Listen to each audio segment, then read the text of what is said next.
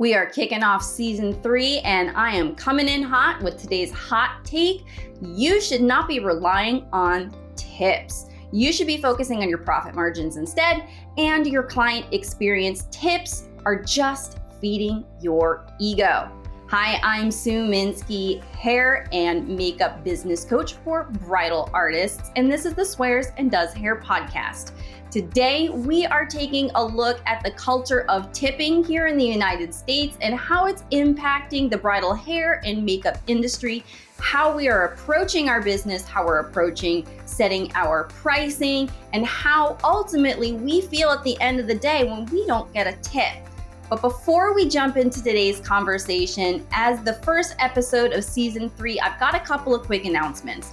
I wanted to tell you a little bit about some of the guests that I have coming up. I have some amazing guests like Kaylee Keene from By Kaylee Podcast, Carly from Carly Joe Makeup, a bunch of other amazing guests coming up for you later on in the season. I'm so excited to have these wonderful, amazing people in our industry to come and share their experiences and share their thoughts with you. So over on the YouTube channel, I have a new editor who's going to be handling all of the back end editing of the videos. So I'm really excited about bringing you higher quality videos. It's no longer going to be just whatever I film, chop out the weird, awkward pauses and throw it up on the YouTube channel.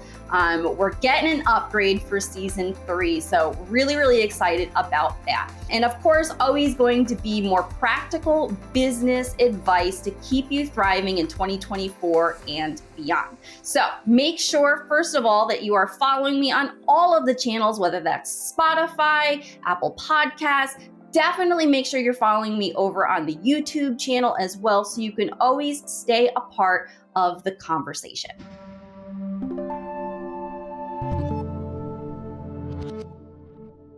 Okay, so when it comes to tipping, my philosophy on this has really evolved, particularly in the last few years. Once I went in and did a little bit of research on the history and the culture of tipping in general. A little bit of a backstory, I used to work in the hospitality industry in several different forms. I worked as a couple of different restaurants in high school. My older sister was my guardian, and she was a waitress at the time and had been since she was a teenager. My family had just always kind of been in and out of the restaurant biz and things like that. And tipping is a huge piece of the restaurant culture. So I always was raised with, tips is a significant portion of your income.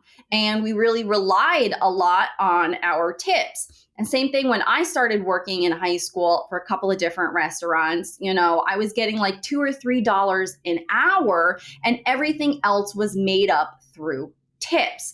Then as I got older, I moved into the wedding industry. And again, it was very similar to that. A lot of my income came from tips. And when I didn't get tipped, or I didn't get tipped well, it was really a blow to my ego. It was really upsetting. I felt like, what the hell did I do wrong? So many emotional things that were tied up in the monetary as well. But also when it came to paying for things, if you've taken my money management course, my little mini course to help you better manage your income and fund your business. But I talk in there a little bit as well about how I started out working in restaurants and taking all of my tips and how I would get paid at the end of the night. They'd pay me hourly in cash.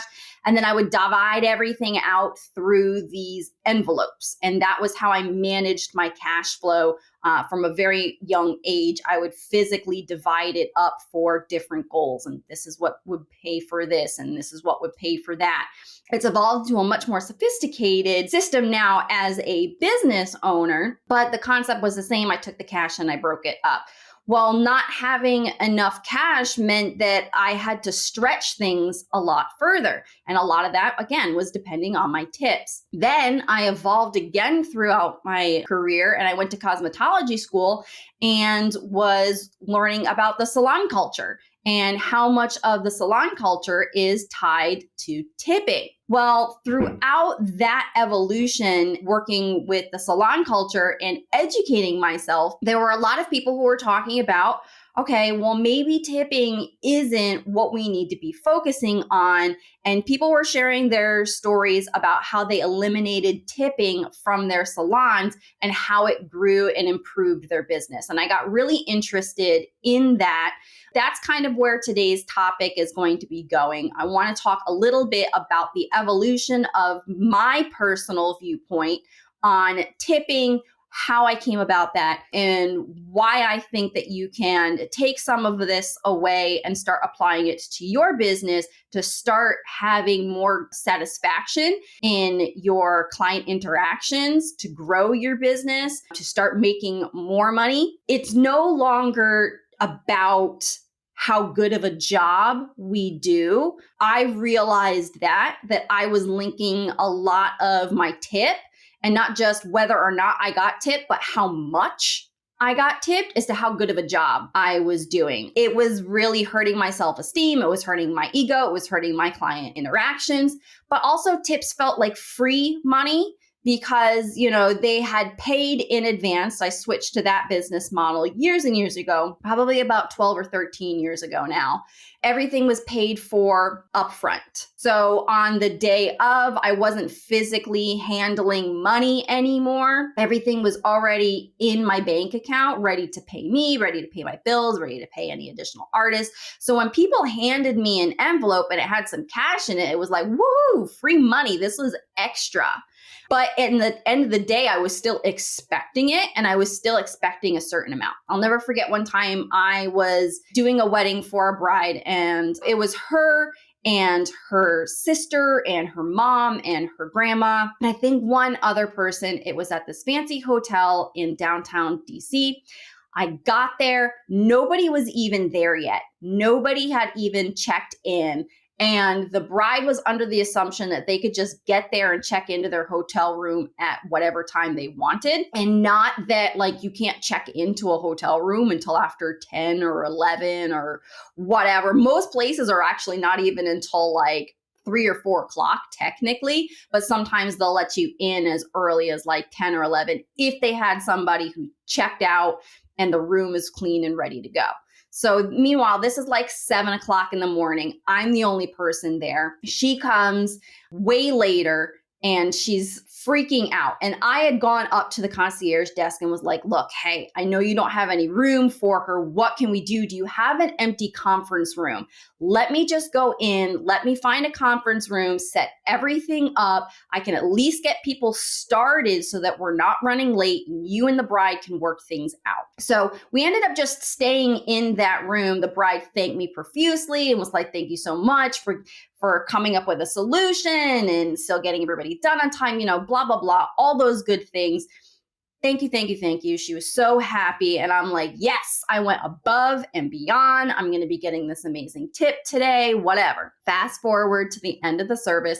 We had moved everything up to the bridal suite. Later on, I came down and I was waiting at valet for my car. And I turn and I look and my kit isn't there.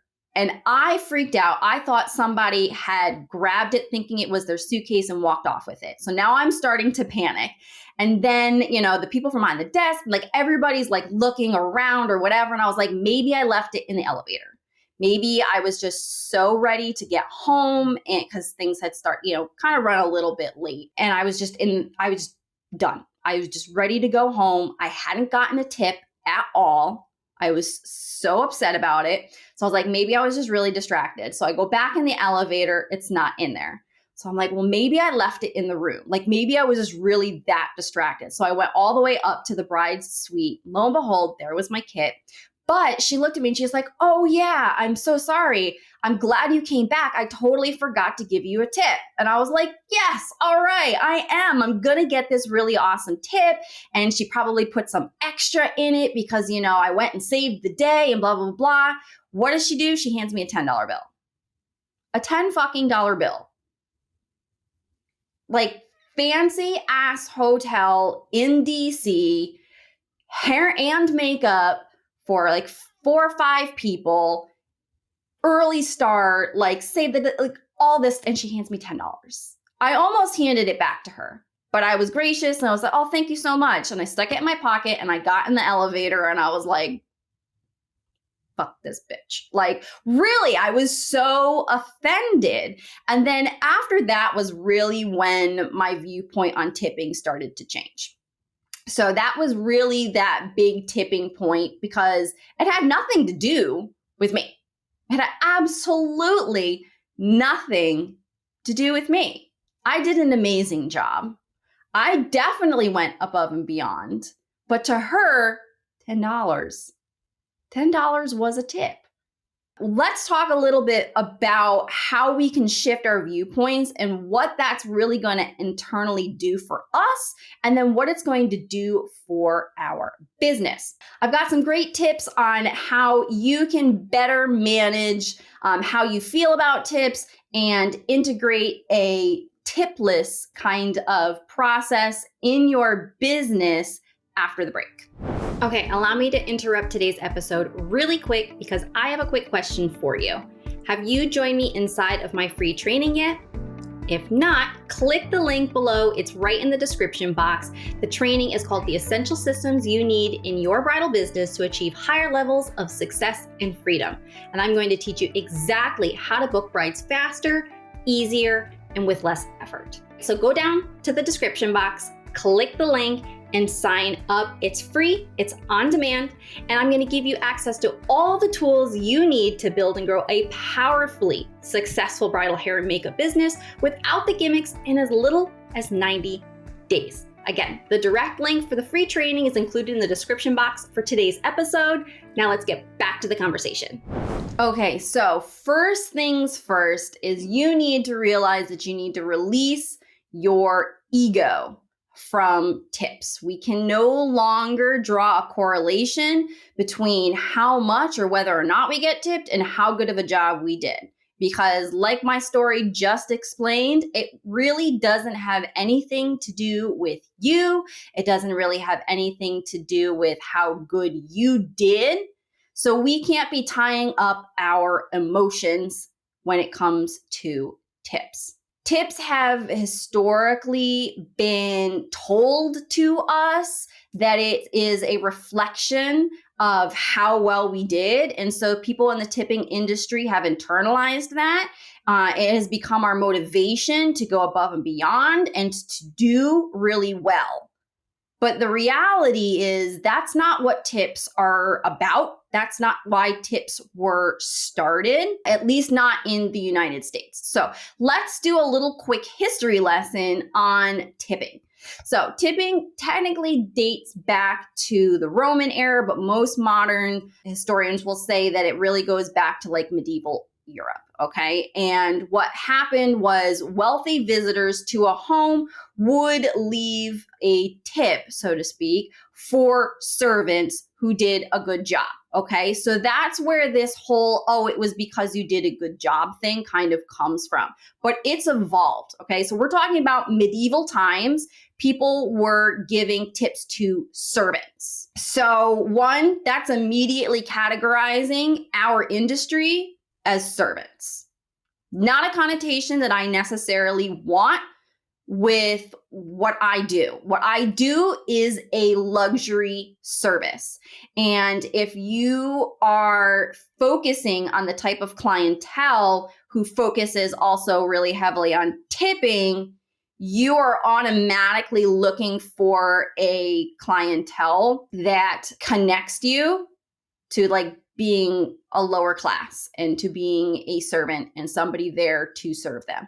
Yes, we are providing a service, but we are not servants. Okay, we are luxury service providers. That's the first thing. The actual term tip comes back to 17th century in London, actually at like restaurants and other service places where there would be a tip box, TIP, and it stood for to ensure promptitude. And people would leave a coin to guarantee faster service. People were willing to pay a little bit more to get faster service. So again, it comes back to this fallacy really that tipping is for good service. That's where it kind of all came from. But in the United States, it was really non-existent before the Civil War. After the Civil War in like the 1850s, 1860s, wealthy Americans traveled over to Europe and saw this process. And they were like, oh, you could pay a little extra to get good service. Let's bring that back here into the United States. And it kind of got twisted from there. Like it really got fucked up because here we are after the Civil War and we have all of these freed slaves. Now we still need workers in the workplace, but wealthy white business owners don't want to pay what they usually didn't have to pay for. So they paid them very, very little. And so what they did was they took this concept of tipping and they were like, hey, we could pay these people really, really low wages, but tell them if they work extra hard, they can get extra money. We're not going to pay them that extra money. Our customers are going to pay them that extra money. So it was a way to justify paying freed slaves really, really low wages, completely like non-livable wages, and also bolster them to do a good job. Okay, if people felt that their income was now going to be tied to the level of service that they were going to provide, they were happy to come to work and bust their ass for pennies to get some extra tips. Okay, so that is really what this whole tipping culture in the United States has been tied to. It's a justification for paying people well below a living wage to encourage them to not just show up and be like, what the fuck? I'm only making $2, $3 an hour. Why would I work so hard? Why would I care about my client's experience if I'm just getting paid bullshit wages anyways? It was a way to incentivize people to still come in and do a good job and be happy to be paid shit. This is a culture that I really, really hope that we continue to move against and we continue to move away from, because if you look at it through this lens, you're like, what the fuck? This was actually a really shitty practice. Why are we continuing it?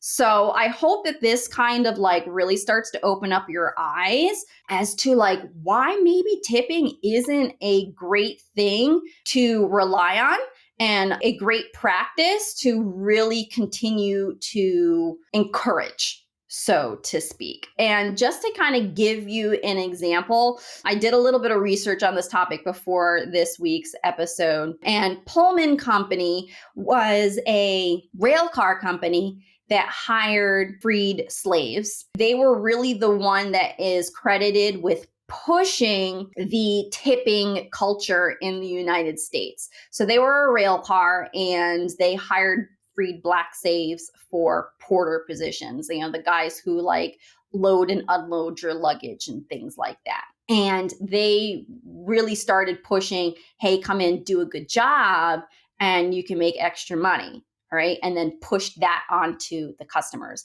Not if we get really good feedback, we'll give you bonuses. And out of their pocket, they put it on the customer's pocket.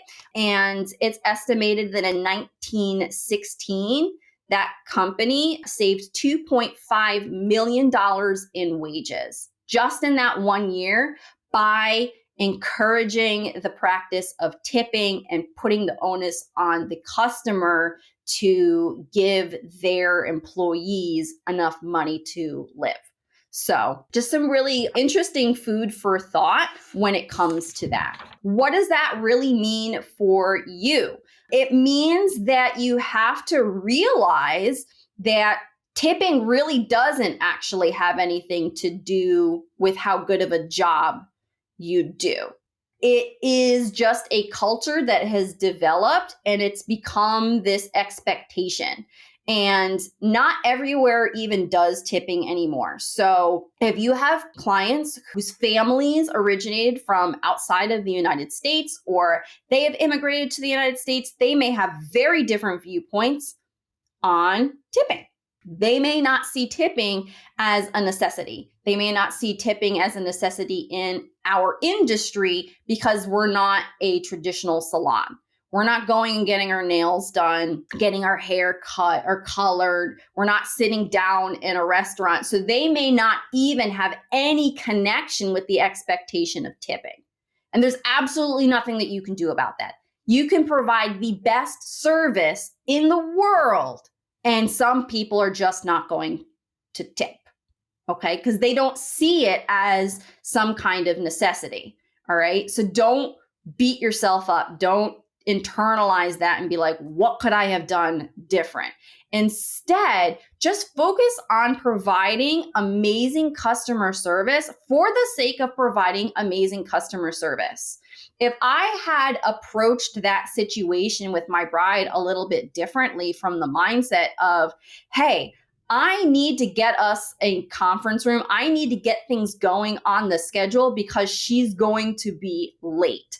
That would have shifted my focus, and I probably would have gotten my ass in gear a little bit faster. And my focus would have been making sure that everything gets done on time and my client still looks and feels amazing, rather than, going at it with what's in it for me.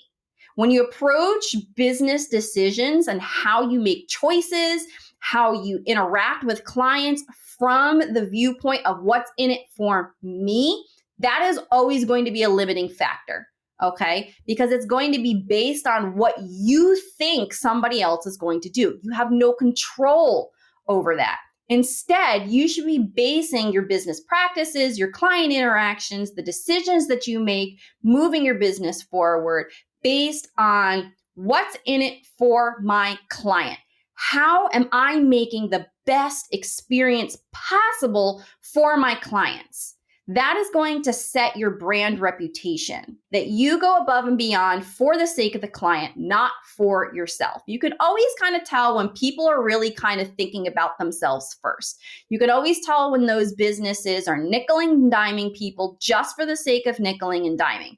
They come up with these policies or they come up with these fees because it benefits them, and it's not necessarily about benefiting the client. Okay, there is a business coach that I follow. Her name is Melanie Aubert. Hopefully I'm pronouncing her last name correctly, but she had a post a few weeks back and it was really interesting. And she was talking about Voxer. So if you're not familiar with Voxer, I'll go into a little side note real quick. So Voxer is like a texting app that a lot of business coaches use. So instead of an actual text or instead of using WhatsApp or whatever, instant messenger, those kinds of things, is called Voxer. All right. So she was talking about how, she has a boundary around 2-minute Voxer messages. That's the limit. Her clients can send her a voice, because you can do voice or text. And then she responds, and that's how they do their one-on-one business coaching instead of like email and things like that. So she says, okay, 2 minutes is my maximum. And she has a reason behind it. But a lot of people in the coaching industry will say, okay, you can't send me a message more than 2 minutes. And they do it just because they're copying other people. You can tell when people don't have a reason behind their policies, when it's just, oh, I don't want anything more than 2 minutes because it takes up too much of my time, or whatever reason they're doing it. Or they're just like, oh, well, if I were to copy Melanie and be like, oh, well, Mel only has 2 minutes. So if I implement Voxer in my coaching, then it's going to be a 2-minute limit because that's what she's doing. And there's no reason behind it. And if a client was like, well, why?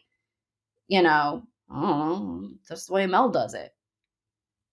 What kind of answer is that? Does that help my client at all? But she said the reason why she has 2 minutes is it's much easier to give better responses when somebody is able to consolidate their thoughts into that 2 minutes. And they only have 2 minutes to get their thought across. They're much more specific. They're much more targeted in their question. And she's able to go in and give a more targeted and helpful answer to them. And then they can go back and they can, do another 2 minutes or whatever. But if they're sitting there and rambling for 10 minutes and spewing out 5 or 10 different things that they want feedback on, it's harder for her to go through. So it's a benefit to the client to get better results from their coaching. Okay. It's the same thing when people are setting their prices and they're like, well, the bride is more. And then they're like, well, what do you say to brides when they ask, well, why is the bride more? Because she's the bride. Well, that's called a white tax. Okay. And it's really shady, really shitty business practice. It's not something that I teach. If you go through my ultimate pricing guide PDF or the training videos, I talk to you really in depth about why the bride should be more, but not just because she's the bride. What is the actual thought process? Why? Why is the bride more? It's not just because you use nicer products. Does that mean you use shit products on everybody else? No. You have to be able to understand the whys of the things that you do in your business. Okay. So when it comes to tipping, you have to understand, well, why am I expecting a tip? What is this doing for me? Why am I doing things the way that I am doing? Hopefully this is, kind of really starting to make sense and really kind of starting to sink through. And you might be thinking, all right, maybe I've been approaching tipping wrong. Maybe I've been approaching how I provide service for my clients wrong. Maybe I'm doing things for the wrong reason. I'm doing it for my benefit rather than my client's benefit. And this is taking value away from my client experience. If you can't articulate why you go above and beyond, because I want really nice tips. Well, fuck you. I mean, as a bride, I'd be like, really? That's why you do this? Because you want me to pay you more? Which leads me into my next practical tip for eliminating this tipping culture is just raise your fucking rates. Okay. We started to talk a little bit about it a few moments ago when it comes to, understanding why you charge what you charge. Raise your rates. Have a livable wage. Pay yourself a livable wage. You shouldn't be depending on tips. Guess what? You're a business owner. You make the rules. You set your prices. Your prices should be set on what you need to pay your bills. And if you can't do that without expecting and needing and getting tips, your rates are not high enough. You have a serious sustainability problem. Because I'm telling you, the tipping culture has continued to get worse and worse and worse, which is why I see so many people have the conversation complaining about it. They're eventually probably going to go away. Especially now that literally everywhere you go, they're asking for tips. Everything. You go and you buy a t-shirt at the store and they're asking you for a tip. It has become so out of control and people are getting so pissed off about it that a lot of people are just not tipping at all out of spite because they're sick and tired of having to supplement everybody else's income with tips. Just raise your rates. In general, in the United States, we just need to raise our costs for things and then pay our employees better wages. That's my viewpoint on that. And get rid of this whole tipping thing because everybody is going to have a different opinion on what they think is a good tip. I've had this conversation with other people before and they're like, well, that's all fine and good for me because I'm the owner. I make more money or whatever. What about my team? I feel bad when my team doesn't get tipped. Guess what?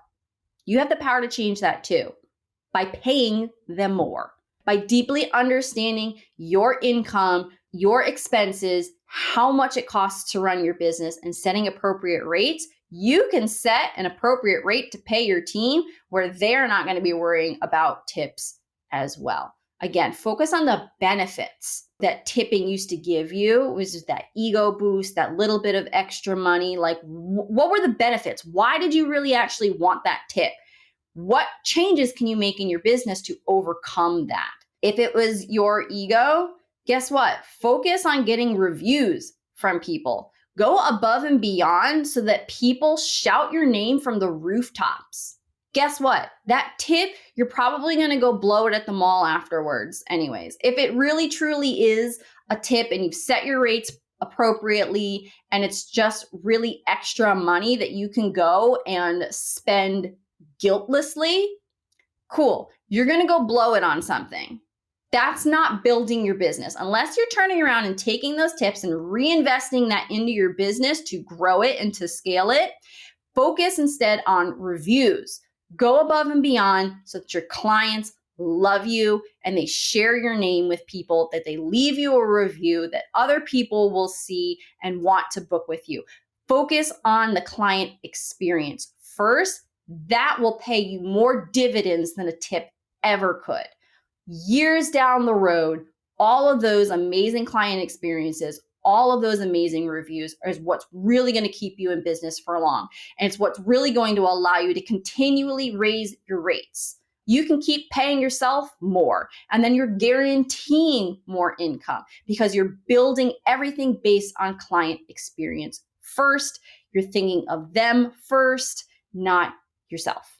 So we're getting away from it not paying enough. Pay yourself, pay your assistants and whoever more. The emotional support. How much better will you feel when 5 years from now, you have waiting lists and amazing reviews and all of these things that mean you have an amazing, thriving business. Employees are telling other people, hey, you should come work for so-and-so. They pay me really well. They have an amazing client experience, a great brand reputation. And now you have people come and work for you and who want to work from you because they know it's going to be a great working experience. They're not also so focused on tips. It's about everybody's experience. That emotional support is well surpassed than anything, a $20 tip, $50 tip, whatever. I've gotten tips in the hundreds before. It felt really great, but it was like, all right, this kind of has something to do with me, but whether she tipped me or not, I was still providing the same level of service. It's not like she tipped me first and I went above and beyond and was like, oh, this is worth a $300 tip. No. The tip was just extra. So don't internalize, don't connect those dots that they don't really exist, okay? Focus on the customer experience. Focus on paying yourself appropriately, setting your rates appropriately, paying your team appropriately, building strong team culture to encourage people to come work for you, not just, hey, we get really good tips. And then last of all, realize some people are just never going to tip. We talked a little bit about, people from other cultures and other countries where they don't tip, where they're like, why is everybody in America asking for a tip? Don't you fucking pay your people enough? No, we don't. But, there are just people that are just never going to tip. And some people who are tippers where they feel like guilty and they're like, oh, I got to tip. I got to give something. That some people are just never going to tip well. My husband will always give a tip. Since being married to me, he came from a mindset, which was really surprising to me because his father was a construction worker and ran his own business and whatever. And maybe it was just because running his own pool construction business, he didn't ever deal with tips. But my husband was raised with the tip clock in their head. He would sit down and there was like an invisible timer that would start in his head. How fast did the waitress come and bring them a glass of water? How fast did she do this? How often was she coming back to refill his glass of water? And every time something took longer than he thought was necessary, that tip amount would just slowly tick down and tick down and tick down.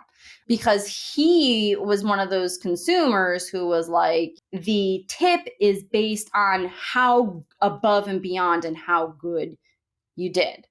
And the thing with that is that he was setting the parameters. Sometimes if we sat down in a busy restaurant, there's no way that the wait staff could pay as much attention to us as we wanted. It was just really fucking busy. We picked a busy time. They were understaffed.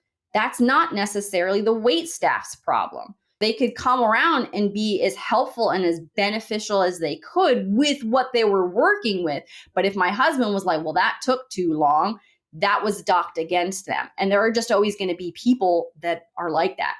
Now in our marriage, he doesn't handle the tip. He slides it over to me. I always handle the tip because I've learned don't base those things. You never know what somebody's going through. You never know what the situation and the back end of the business is. A lot of times people are doing the best with the resources that they're given.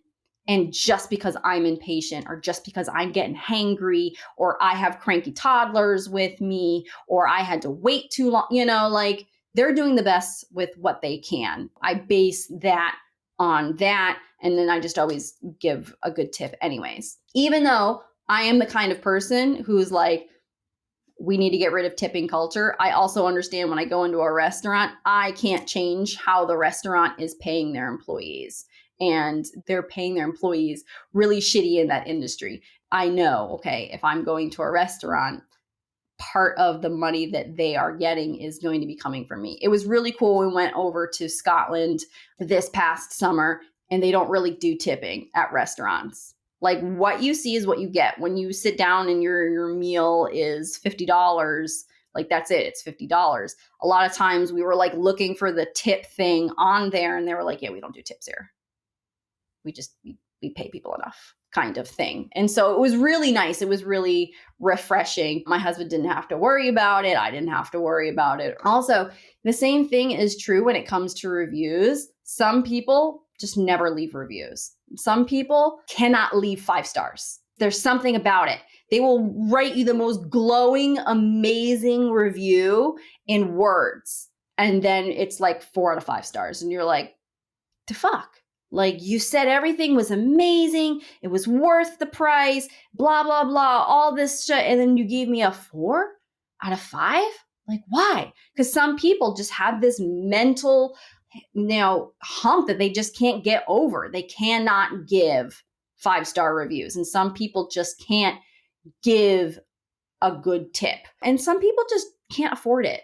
They may have really sacrificed to be able to afford you to do their hair and makeup. They can't just pay another $25, $50, $100 on top of that. They wanted you to do it and you did the service and they can't afford anything more over that. So some people they're never going to tip well, never going to leave reviews.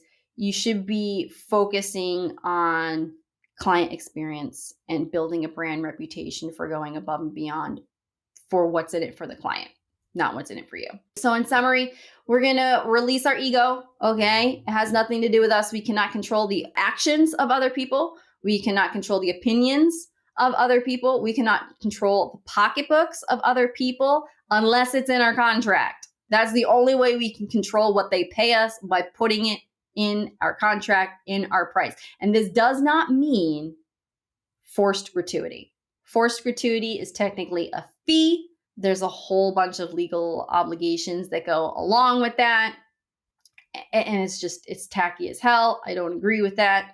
A lot of people find it super icky, especially these days where everybody is asking for a tip. If you want to control what you get paid, and then just realize that some people are just never going to tip anyways. Tips should not have the power to make or break how you feel about a job, how you feel about a client, or the energy and effort that you put towards your client experience. You should be going into it with 100% always.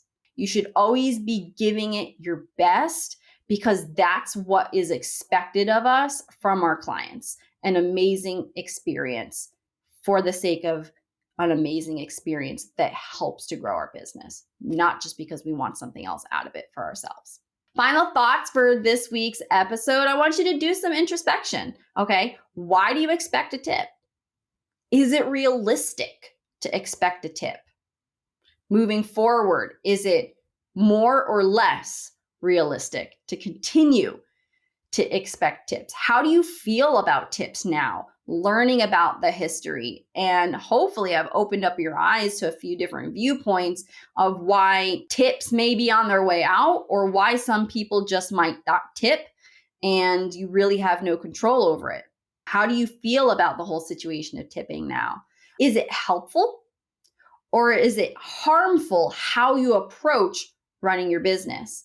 Are you running your business, making decisions and policies and client conversations and interactions? Is your viewpoint on tips right now helpful or harmful to your business overall?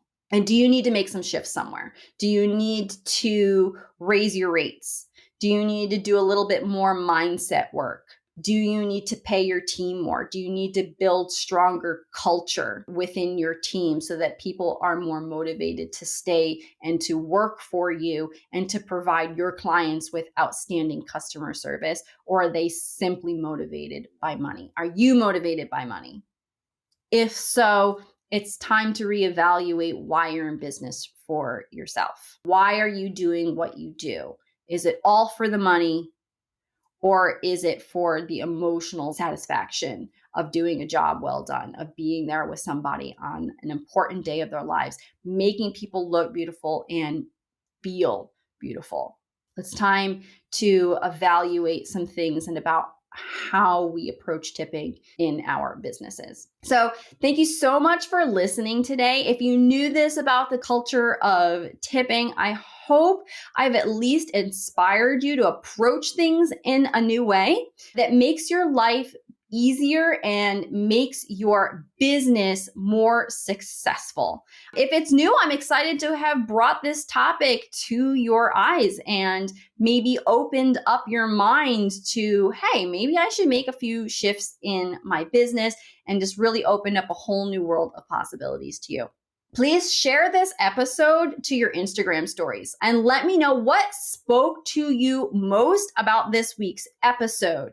Was it learning the history of tipping? Is it finding out that they don't tip over in Europe and maybe now you view your European clients a little bit differently? Those kinds of things. So just let me know what spoke to you most about today's episode. And if there's any ever episode that you listen to, you're like, oh, I really enjoyed that. I would love it if you would just share it to your stories, tag me, and then just write something in there and just be like, oh, I really enjoyed listening about this, or this really helped reframe my perspective, open my eyes to something, motivated me. I love seeing those kinds of messages. I love getting those tags and those little notifications up on my Instagram. It is a total dopamine hit for me. So please do that. And if you're on the YouTube, make sure to leave me a comment with any questions that you have. If you are listening elsewhere, shoot me a DM on Instagram if you have questions about raising your rates, or if you have questions about something else that's not necessarily related to tipping. I'm still here for you to be a resource. Reach out to me and let me know. Now, finally, before I sign off today, in season 3, it is my mission to get a review from all 50 states in the US. I have some reviews up on Apple Podcasts already, and I know where those people are. But I would love to have in season 3 between now and June. Okay, so June of 2024, I would love to get a review from all 50 states. So go ahead, leave me a review on Apple Podcasts. If you don't want to write a whole review out, just put in there, listening in from Arizona, California, Utah, wherever you are, wherever you tune in and wherever you listen from. Go ahead, leave me a review on Apple Podcasts and let me know. Help me reach my goal for June of 2024. So thank you so much. Let's see if we can make it happen. If you're listening from outside the US, you can absolutely still leave me a review. Let me know where you're listening in from. I have listeners over in Australia, in the UK, India, a lot from Canada, a few from South America. I have my analytics that tell me where people are kind of tuning in from, but it's always cool to go in and see, hey, tuning in from Brazil or tuning in from Greece or wherever. Those things are always kind of really cool to see as well. But thank you so much for watching or listening to today's episode. I will see you back next week.